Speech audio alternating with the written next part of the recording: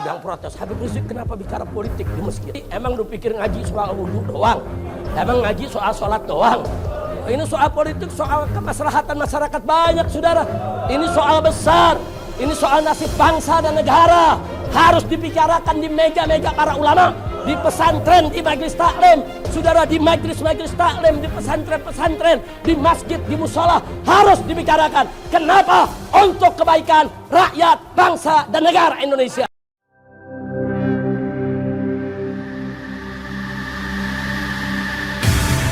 Islamic Brotherhood Television. Oke, sekarang saya mau tanya lagi, sekali lagi, mau dicurangin? Mau dicurangin?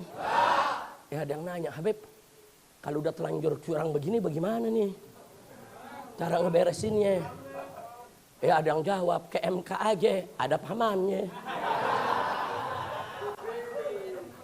Pusing aja dah. Iya, kalau ke MK ada siapa? Ada pamannya. Kita bukan nuduh, tapi emang udah fakta kan kemarin. Belum cukup umur dia lewatin. Terus sekarang kita disuruh percaya. Ini dia, sorry ya. Tuh Habib Hanif punya tuh, sorry ya. Kira-kira jelas gak? Percaya sama MK? Percaya gak? Percaya gak? Nah, terus gimana ngeberesinnya? Lu main perang-perang aja lu. Lu provokator kali lu. Ayo gimana Beb? MK ada pamannya, saudara. Nah sekarang bagaimana caranya? Ada, saudara. Kita selesaikan, saudara, di mejanya para wakil rakyat, yaitu DPR, saudara. DPR itu kan wakil rakyat. Mereka bisa gelar sidang rakyat, saudara. Apa namanya? Ada interpelasi, ada angket. Saudara, panggil itu semua yang terlibat dalam kecurangan. Presidennya saudara panggil. Semua penyelenggara pilpres panggil. Saudara, MK-nya, KPU-nya, Bawaslu-nya panggil semua. Saudara, kalau ada yang bilang, tapi Habib ini negara hukum, nggak bisa diselesaikan DPR. Siapa bilang? Ada dua cara penyelesaian di kita punya negeri, saudara. Pertama, penyelesaian hukum. Penyelesaian secara hukum, itu MK tempatnya. Ada juga penyelesaian secara politik. Tempatnya di DPR, saudara. Siapa bilang DPR tidak bisa mengambil keputusan? Siapa bilang DPR tidak bisa mengambil satu kebijakan? Siapa bilang DPR tidak bisa mengambil sikap? Kekuatan DPR bahkan bisa membubarkan KPU, bisa membubarkan Bawaslu, bisa membubarkan MK sekalipun, saudara. Bahkan bisa melengsarkan presiden. Nah, gitu saya tanya, kalau gitu DPR kuat tidak? DPR kuat tidak? Jadi kalau kalian jadi wakil rakyat, bekerjalah sebagai wakil rakyat. Selesaikan kecurangan ini di DPR sesegera mungkin sebelum menjadi bara api akan menyala, menciptakan kerusuhan di mana-mana, saudara. Kira-kira jelas ya? Lu jago banget lu politik. Kira-kira jelas gak? Berarti DPR bisa beresin gak? Ada ketua partai politik ngomong begini, jangan diselesaikan di DPR, nanti bisa ribut, mendingan di MK aja. Di MK ada pamannya. Yang bikin ribut bukan DPR, bukan. Yang bikin ribut ente curang. Ente curang, itu yang bikin ribut. Kalau ente nggak curang kan nggak ribut, betul? Betul? Nah, jadi kita minta kepada DPR segeralah selesaikan sebelum ini berubah menjadi kerusuhan, menjadi keributan, atau sebelum bangsa Indonesia terbelah. Selesaikan secara politik dan sah menurut konstitusi, saudara. Selesaikan secara politik sah. Jadi kita maklumi kenapa harus secara politik, karena kita udah nggak percaya lembaga hukumnya, saudara. Kira-kira paham? Jelas semua? Nah, maka itu kepada wakil rakyat yang ada di DPR jangan ngomong doang. Angket, kapan lu mau angket? Ini udah berhari-hari ngomong doang. Betul? Betul? Mau angket. Jangan terlalu banyak ngomong, nanti nguap, masuk angin. Betul gak? Betul gak? Yang kemarin teriak angket, besoknya lengket. Kacau.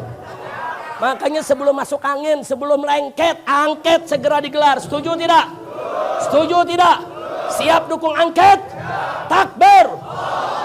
Ada yang protes, Habib Rizik kenapa bicara politik di masjid? Wah. eng. Kan minggu tenang udah habis. Pilpres sudah selesai. Betul? Kampanye udah beres. Betul? Ini lagi ngaji. Emang lu pikir ngaji soal wudhu doang? Emang ngaji soal sholat doang? Ini soal politik, soal kemaslahatan masyarakat banyak, saudara. Ini soal besar.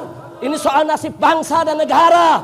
Harus dibicarakan di meja-meja para ulama, di pesantren, di majelis taklim. Saudara, di majelis-majelis taklim, di pesantren-pesantren, di masjid, di musola, harus dibicarakan. Kenapa? Untuk kebaikan rakyat, bangsa, dan negara Indonesia. Setuju tidak?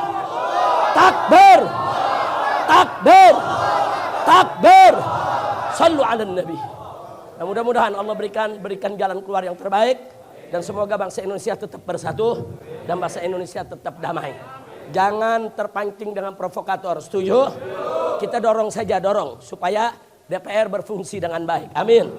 Amin ya rabbal alamin. Cuman sekarang ada masalah lagi. Yang kritik-kritik dilaporin polisi. Kacau. Udah gue jangan terusin, ntar dilaporin juga lagi. Yang lama belum beres, muncul masalah baru. Lu juga sih. Udah cukup hampir sini. Udah cukup. Yang penting semua pulang dari sini mikir bareng-bareng, betul? Siap dukung DPR, siap dukung angket, siap hukum yang berbuat curang.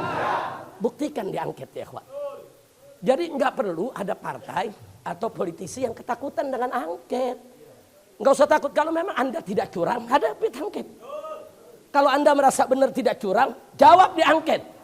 Saudara, jangan bikin gaduh tengah masyarakat. Nah, kalau memang nanti hasil angketnya ternyata memang tidak ada kecurangan, rakyat siap terima kok. Tapi kalau ada kecurangan, tindak. Kalau memang kecurangannya TSM, saudara, terstruktur, sistematis, dan masif, maka presiden mesti dilengserkan, saudara.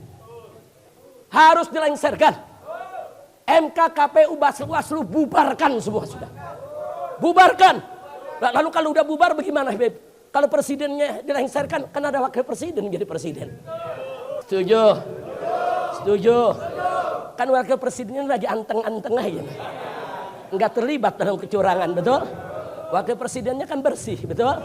Enggak cawe-cawe, betul? Silakan naik jadi presiden. Setuju? Lalu kalau KPU, MK, Bawaslu dibubarkan, bagaimana Habib? Tahun 99, MK enggak ada. KPU enggak ada, Bawaslu enggak ada. Tapi bisa kok kita bikin pemilu, saudara. Karena di tahun 99, DPR membentuk presidium. DPR membentuk lembaga independen, saudara, yang mengambil peran KPU dan Bawaslu. Lembaga itu yang menggelar pemilu di tahun 99, saudara. Siapa bilang kita nggak bisa gelar pemilu tanpa KPU dan Bawaslu? Lu baru lahir kemarin kali lo. Kan tahun 99 kita ngalamin, betul? Betul? Maka itu rakyat mesti dukung DPR. Setuju tidak? Setuju tidak? Udah jangan pecah belah, jangan cerita lu partai no, gua partai ini, nggak ada. Kita cerita sekarang di sana suara kita, itu wakil kita. Semua harus menyelesaikan persoalan ini sebelum negara ini terkabik-kabik. Setuju tidak? Setuju tidak? Takbir. Bukan urusan partai, bukan. Urusan partai. Urusan partai. Kok lu ngomongnya sedep banget loh. Kita minta sekarang tidak bicara partai, tapi kita bicara wakil rakyat. Di Dewan Perwakilan Rakyat adalah mewakili seluruh rakyat Indonesia. Berpikirlah dengan akal sehat, bekerjalah dengan baik, supaya rakyat tidak terpecah. Insya kita berdoa sama Allah. Kita baca surat Al-Fatihah agar Indonesia dijaga oleh Allah, dilindungi oleh Allah, diberkahi oleh Allah. Jangan sampai terjadi perpecahan, kekisruhan, keributan di Indonesia ini. Agar Allah memberikan kita pemimpin yang baik, pemimpin yang terbaik, pemimpin yang beriman dan bertakwa. Agar Allah hancurkan segala kecurangan. Allah binasakan semua orang-orang curang. Dan Allah jadikan Indonesia sebagai baldatun thayyibatun wa rabbur ghafur. Ala hadhihi niyyah wa likulli niyatin salihah. Wa ila hadratin nabiyil mustafa sallallahu alaihi wasallam bisirril Fatihah.